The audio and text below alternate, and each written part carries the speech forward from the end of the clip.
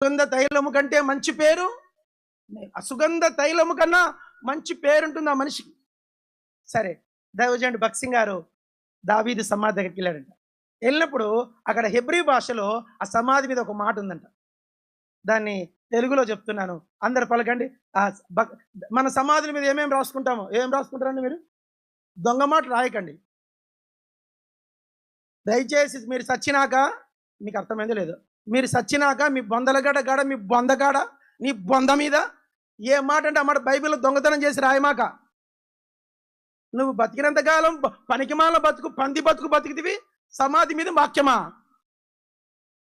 నీకు ఆ వాక్యం రాసుకునే అర్హత ఉందా నీకు? కుక్క బతుకు బతికితివి. విలియం కేరీ సమాధి మీద ఏం రాశారు తెలుసా?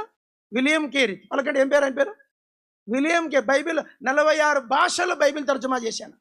ఆయన సమాధి మీద ఒక్కటే మాట ఉంటున్నారు, ఏముండదంట, ఒక్కటే ఒక మాట.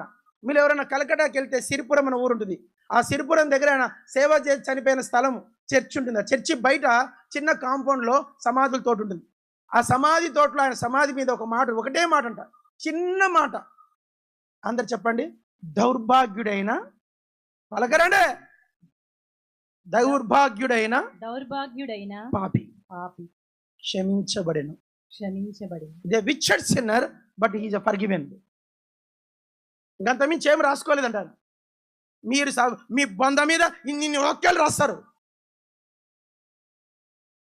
సిగ్గుండలా నీ బతుక్కి, నీ సమాధికి.